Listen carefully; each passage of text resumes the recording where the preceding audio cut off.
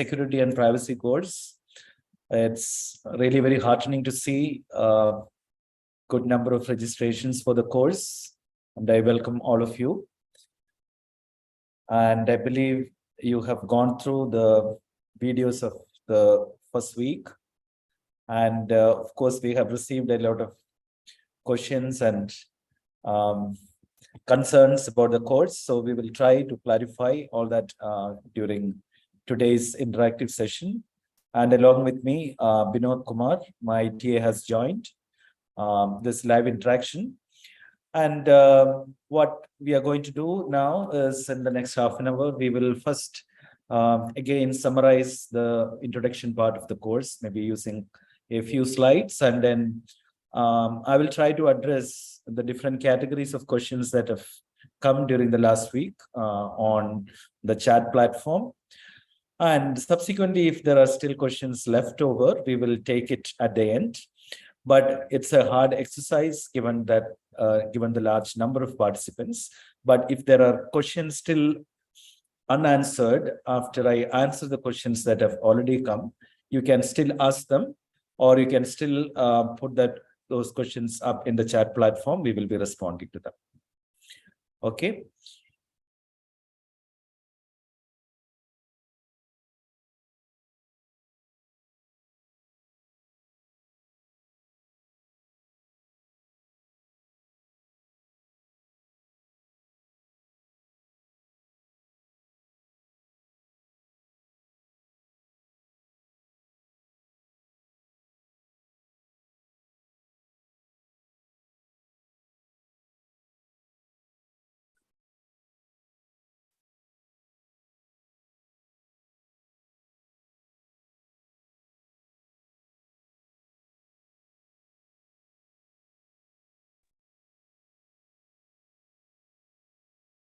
I have a difficulty to share my screen. It may take a while. Just hold on.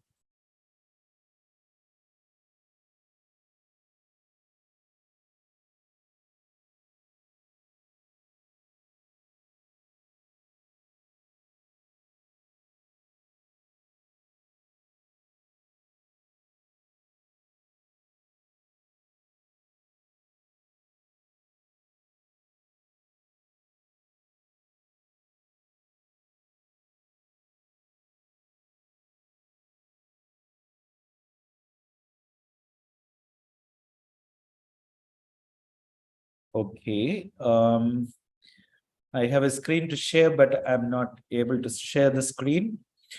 This is a small issue, technical issue.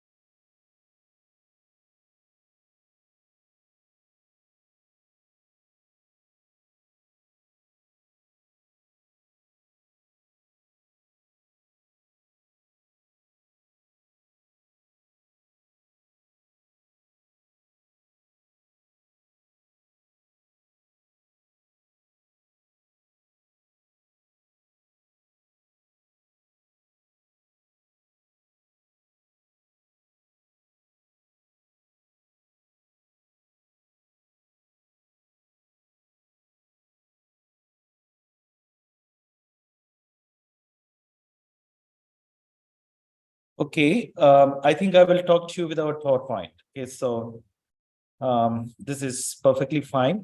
We don't need all the time slides to talk about the topics. So this is continuation and summary of the first week's topic, which is an introduction to cybersecurity.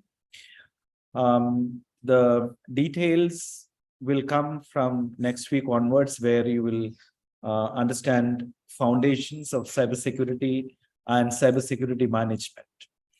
Now, in the first session, what I'm trying to do is to give you a picture of importance of cybersecurity and how it affects individuals, how it affects organizations, how it affects countries, and how it is also related to the functioning of organizations, right?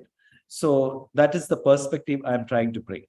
And I think I also touched on the point that for the last 1 decade, the focus of cybersecurity has shifted to management and administration, frameworks and standards, compared to cybersecurity technologies, which used to be the focus of security. Even as soon as you talk about cybersecurity, what used to come to your mind is, well, security technologies, the firewalls, the intrusion detection systems, the malware detection, and so on and so forth.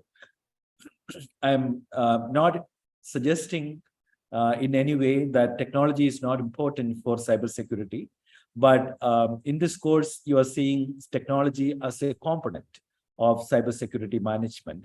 But cybersecurity is not only management, it's also governance issue. Okay, so the several examples and cases that you are going to see in this course would show you that when it comes to organizations and when it comes to national level, when you move the unit of analysis from, say, an individual to an organization and to groups and countries, then its scope and its governance actually changes. Okay? It becomes a strategic issue. Okay, and that is why you see regulations towards the end. We will be discussing regulations in this course, okay, which are enacted at a national level. So we are looking at cybersecurity as a management and governance issue. We are taking a broader perspective of it, of which technology is a part. I just wanted to highlight that.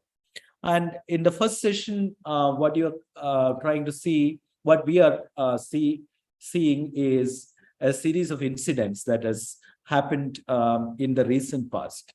That is just to give you an awareness and also an attention that cybersecurity matters to normal citizens like us, and it also matters at organizational and national levels. Okay, and you also saw what are some of those security issues that is affecting individuals and organizations today.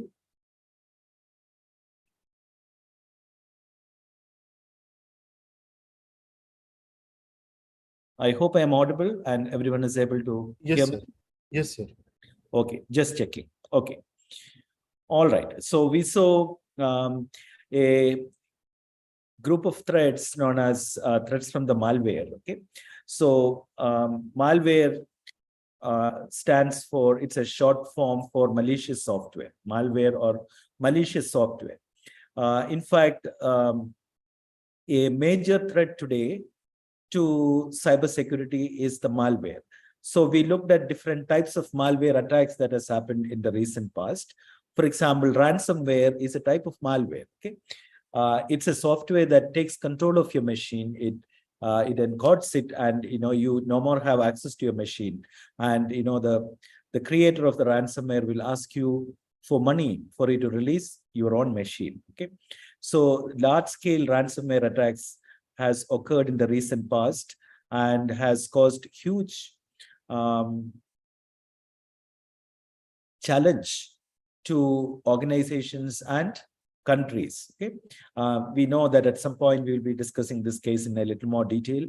The Tata Power, the Mumbai power grid attack in 2020 is an example of ransomware. Okay, where apparently hackers from China took control of our power grid. Okay, so the scale is very high. Okay, so there are other malware softwares like the remote administration tools, Trojans, keyloggers, and so on, about which you will read more.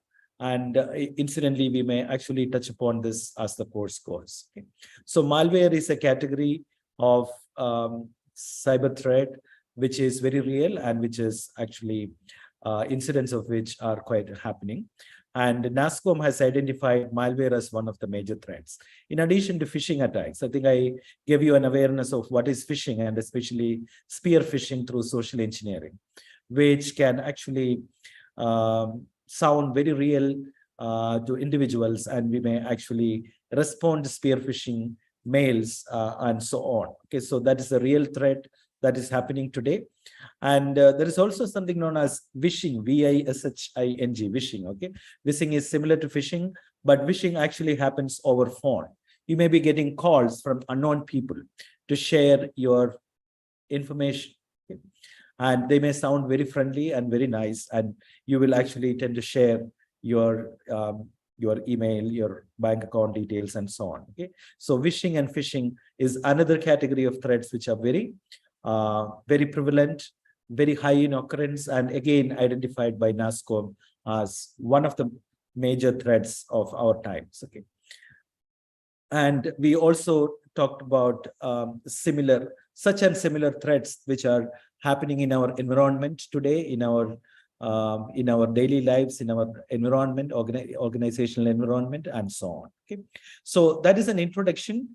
This is an introduction session, which is the first week, which helps you understand the threat of security in the cyber world. Okay, and the other thing I am trying to do in the first week is to give you clear definitions of cybersecurity and information security, and so on. And let me also clarify one interesting question I saw in the chat box is about definition. So let me actually make it more clear. Somebody has argued, and I have heard this many times, that cybersecurity is information security is the superset, and cybersecurity is a part of that. Okay, and in my course, I'm introducing cybersecurity as a broader concept and information security as part of that. And you may tend to disagree with me. Actually, I am not depending on my own definitions or my own understanding, but I'm giving you very standard definitions or conceptual definitions from literature. Okay, because I've heard practicing managers suggesting that information security is much bigger concept. Maybe it is based on the argument that information covers everything. Okay, so the purpose of computers is to create, to transmit and store information, and therefore that is the bigger thing, and cyber is only restricted to internet and so on. Okay, so there are arguments like that, but I have shared with you in the PowerPoint the definition given by ITU. Okay, International Telecommunications Union, which is a global standard body for telecommunications, and you must first read their definitions well. Okay, and then you will realize that cybersecurity has been defined as a very broader concept. For example, the definition starts saying cybersecurity is the collection of tools, policies, security concepts, security safeguards, guidelines, risk management approaches, actions, training, best practices, assurance, and technologies that can be used to protect the cyber environment and organization and users' assets. Okay, and then it goes on to elaborate that. So, and when it comes to the definition of information security, which is given in your textbook, Whitman and Mathew, they have defined information security as the protection of information and its critical elements, including the systems and hardware that use, store, and transmit that information. So you can see that this is already covered in cybersecurity. And in addition to this concept of information security, cybersecurity also deals with users and their assets and organizations. Okay, so therefore, it's a broader concept. That is what the definitions that are available in literature show. Okay, but now, should we argue for long, which is bigger, which is smaller, etc.? I think it is not it is not so important to make a puzzle over that. But this course actually deals with cybersecurity in the sense it covers all aspects of security. For example, we are talking about drones, we are talking about IoTs, etc., which may not be covered typically in information security. Okay, so the coverage and even human security. Okay, cyber crimes will become a part of cyber security, but not typically information security. Okay, so that is my position on it. And again, as I said, we don't have to sort of pinpoint or make it a hard topic to be one or the other. That is not very important. Okay, we will leave it there. Okay, now let me actually take some time to go through some of the questions that has been raised by the participants over the last couple of weeks. And I'm hoping that in my response to these questions, I am addressing the concerns of a large number of participants, because you may also have similar questions in your mind. And after I go through these questions, if you still have questions, as I said, you can put that up in your chat box and we will try to respond to them. But my suggestion is, don't ask any questions at the moment. Okay, first listen to my response. Okay, because you will be repeating the same thing and you will be getting your answers already. So let me actually take that up. The questions have been compiled by my TA, Binod, and he has done a good job of putting the questions into certain categories. Okay, so I will start with the simple questions first, because simple questions are easy to deal with, but they may sound simple, but they may be very important. Okay, one of the questions is, can you explain the concepts in, I don't say which is the language suggested by the student, but can this course be explained in a vernacular language? Okay, the student has a vernacular language, and the question is whether in the local language can it be done. Actually, my question is yes and no. Let me first say the no part. Well, I can't teach in a vernacular language other than my mother tongue. Okay, I can teach in English, I can teach in Hindi, I can teach in my mother tongue, which is Malayalam, and that's all I know. Okay, but beyond that, if you ask me to teach, I can't. Okay, but thanks to technology today, we have ways of getting the topics, in our own language, and NPTEL has done has put in huge efforts to address your concern, because you want to learn, and all of you may not be having the privilege of getting good English education during your school years, and that may affect your learning process. So in order to address that, we have technology today, especially translation into vernacular languages. So one of the ways you can actually address your problem is by translation. That is, you will soon be getting the transcripts, English transcripts of my lectures. Okay. Transcript meaning you will get whatever I talk in audio form in text form. Okay, in English text. Okay, and once you have the English text, you know that there is someone out there who is going to help you to translate into a vernacular language, which is Google. I think Google will be able to help you translate this into many Indian vernacular languages. Okay, make use of that. That is the only way I can suggest. And of course, you can contact NPTEL for more support systems they may have. I'm not fully aware of everything. Okay, this is my response. And the other question is, I am wanted to ask that level written in the course is postgraduate. I am in my second year undergraduation. Can I do this course for credits in my course? Okay, my answer is no. If you don't have if you haven't completed your undergraduation, please don't credit this course. This is a PG course. Okay? This is a postgraduate level course. Okay, and of course, you may be having a lot of enthusiasm. You may be very curious about the concepts.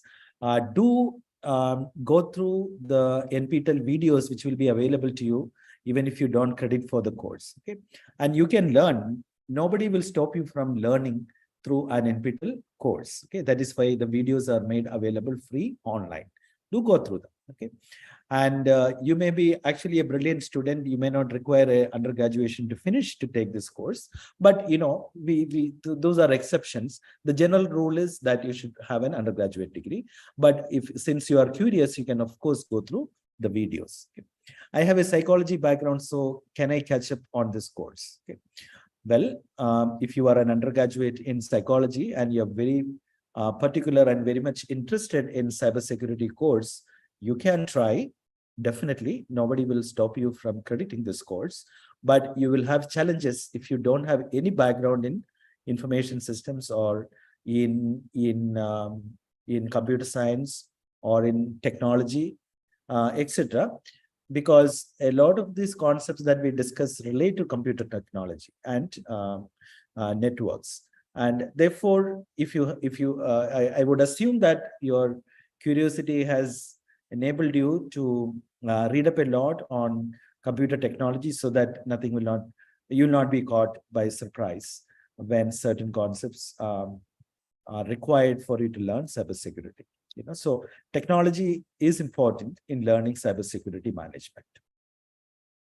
So I leave it to the student whether you want to credit or you want to go through the videos alone.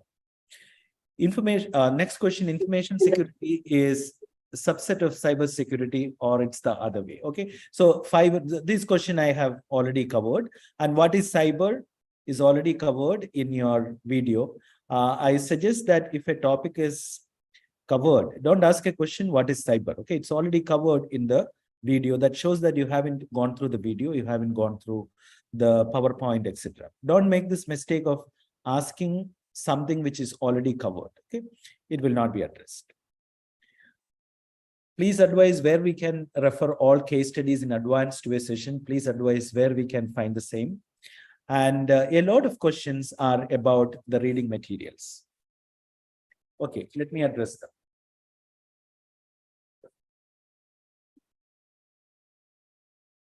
Okay, first of all,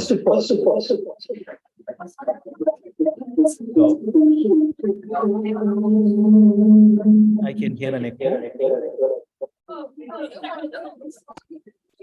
Okay, first of all, the materials that will be officially shared with you for an NPTEL course are the video lectures and the slides or the PowerPoints used by the instructor, and also the transcripts, which usually you get along with the video or separately. Okay, so the transcripts means it is the text of the video, text of the audio. Okay, so it's the same thing that you hear, but if you can't hear, you can read the text. Okay? So these are the resources that will be officially shared with you as part of this course, which shows that any other material you are asking for will have to be procured by the participant. Okay, so be it textbook, be it any other material that is given as materials for the course, will have to be procured by the participant. That is number one. Okay? Number two, as far as this course is concerned, there is a textbook for this course. Okay, the textbook is clearly mentioned in the course outline. You must have seen that. Okay, it is the textbook is Whitman and Mathew, Principles of Information Security, 6th edition. Okay, Sinech Learning. It's a Indian edition of a foreign textbook. Okay, it's an Indian edition of a foreign textbook. Okay, this is a textbook. Textbook means you need this book for crediting this course. If you don't have textbook, you cannot perform in your examinations, in your weekly examinations and in your final examination. A lot of portions will be taken from the textbook, which are indicated in the course outline. So please do procure the textbook.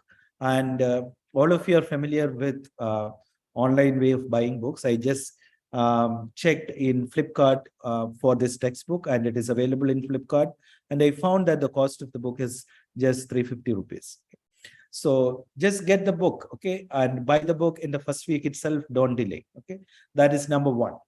Number two, there are other materials, the materials other than the textbook. Okay, one category of materials is a few Harvard cases, okay, which are used for class discussion.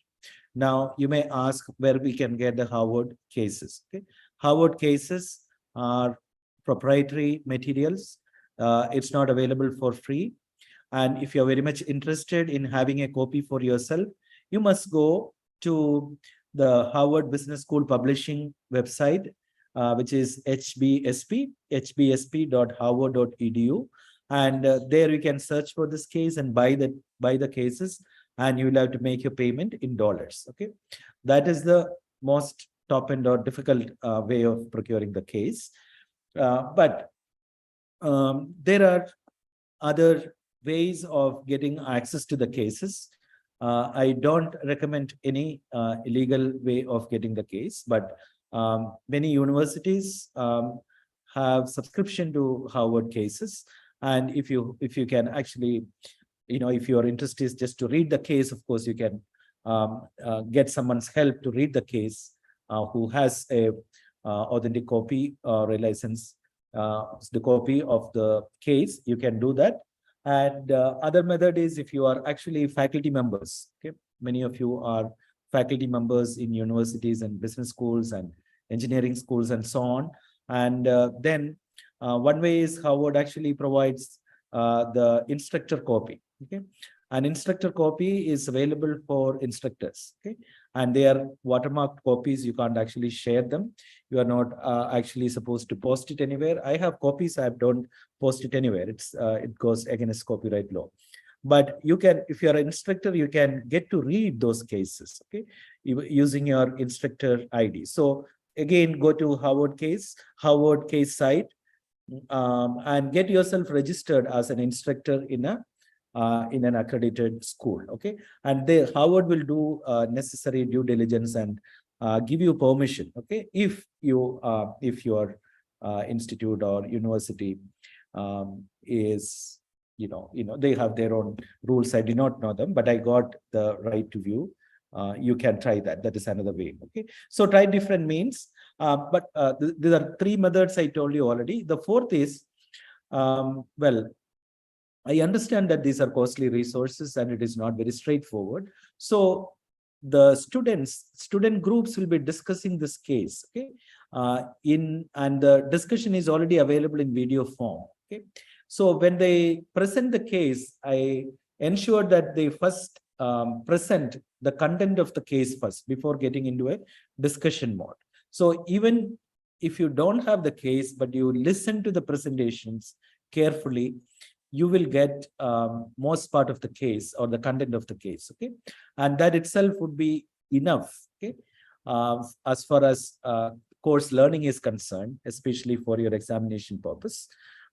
So we ensure that we don't get into the details of the case in the text form for your examination. Okay, so that's one way. But there are other materials too. For example, there are materials from journals or articles from journals like Computers and Security. These are important journals.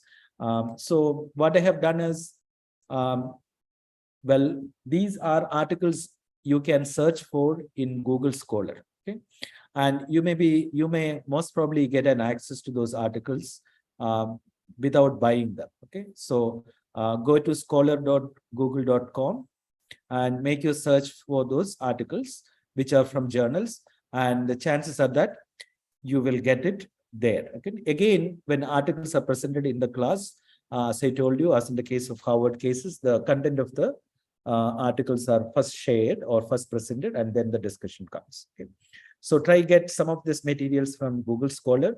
And again, I'm not supposed to post any of those articles anywhere for you to access, because that goes against copyright laws. And the third is, many of the articles which are used are available in Google Scholar or in Google search. For example, there is a case which I am going to use. We Googled you. Okay, this is a classical case. Okay, published by Harvard Business School, but made it openly available. Okay, so you can actually search and find those articles through Google search itself. Okay, very, very interesting articles, but which are also available free to access. So that is the way you can access materials other than the textbook for the course. And this is all I want to tell you about the materials. Okay, if you still have doubts, you can ask that at the end. Now, let me also look at other questions that have come from your side. Somebody has asked, is this course beneficial for becoming a penetration tester? No, we don't cover penetration testing as a topic in this course. You can look at the course outline and make a judgment. If penetration testing is the only interest you have, please don't join this course. Okay. Ethical hacking, of course, we discuss ethical hacking, but you cannot become an ethical hacker through this course. Okay. Okay, so I think many are interested in developing hacking as a business or hacking as a career. Congratulations, but we don't train you for hacking in this course. But of course, there is one session we have where we discuss something known as active defense. Okay, so ethical hacking is a part of active defense, where you test the preparedness of your own organization as a part of preparing yourself for cyber attack, and that is a valid initiative, but there are consequences, and there are certain safeguards while doing ethical hacking which you must be aware of.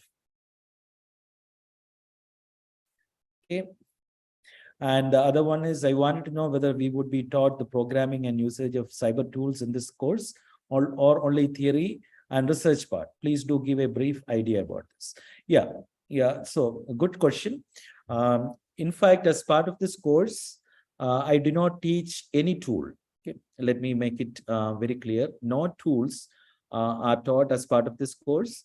No tools, no programming is taught as part of this course. Okay, I understand that in cyber defense, and particularly in detection and threat intelligence, you use a lot of tools. For example, analytics is widely used for log file analyzing log files, text mining, and so forth, so on and so forth.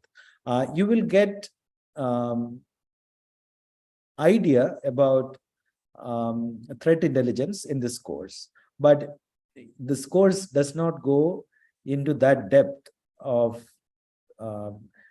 helping you learn any specific tool or any specific analytic technique for the purpose of detection or threat intelligence. Okay, that is not a part of this course. Okay, so let me again summarize.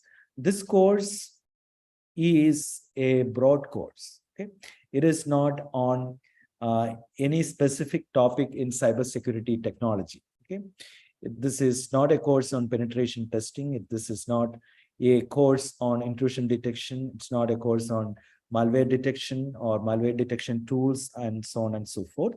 But this course would complement a cybersecurity professional by enabling to understand the broad perspective of an organization and how organization plans for cybersecurity management, how risk management is done, how contingency planning is done. Okay, what are the laws and regulations that cybersecurity professionals should know, and what are the implications of it? Okay, what does cybersecurity imply to an organization's economics and strategy? Okay, so we take that perspective in this course. Okay, so therefore, if you are keen on learning any specific technology, please do not credit this course. You can still sign out. But if you are curious to know what is happening in the environment and why is cybersecurity and privacy important for me, for my organization, or for my country,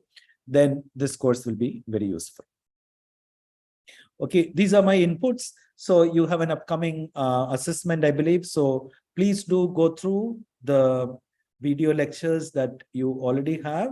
And as far as the first week is concerned, look at the reading materials that are specific for the first week. For example, you have been given an article from Computers and Security.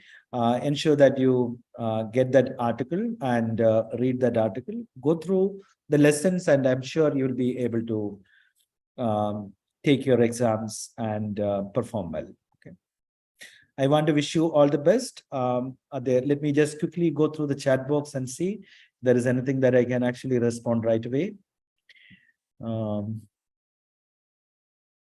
Somebody asks, is this course aligned with the current market standards? I don't know what you mean by market standards. I really have no idea, but we do cover something known as ISO 27001 series of standards for cybersecurity. not a training on that, but giving you an understanding of what is that. But I didn't understand what is market standard. Sir, can you please share contents like the case study of target? Because we are not, no, as I said, we cannot share any proprietary material as part of this course. You have to procure them yourself. Sir, I'm doing UG. Can I continue now? This course? Well, if you are in UG, if you don't have a bachelor's degree, I suggest you don't credit this course because this is a PG level course. I think I addressed this question in the beginning. I am an undergraduate, 4th year CSC, same answer. Is EU GDPR covered? Yes, we have one session to discuss the GDPR. Okay, good that you are aware of that. Okay. Textbook is already shared by Vinod. Is there any community platform to ask questions from fellow students of this course? Well, you have a platform which is a chat, which is addressed to the instructor and the TA, where we will be responding. And other than that, I'm not aware of a common platform for you to share your thoughts. I'm not aware of it.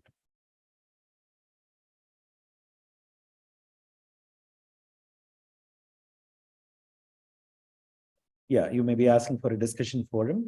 I'm not aware of any such forum as part of this course. Okay. Yeah, that's a good question. I will give a thought to it because in classroom teaching, we do use discussion forums, but I will think about it.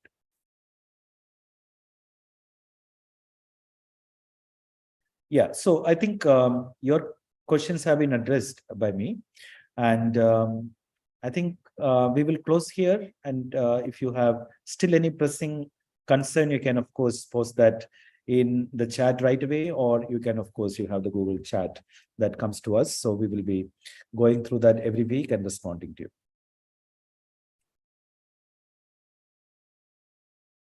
Somebody is asking, how can you sign out? Okay, you can sign out of this course. And please go to the platform and see how you can actually sign out of this course.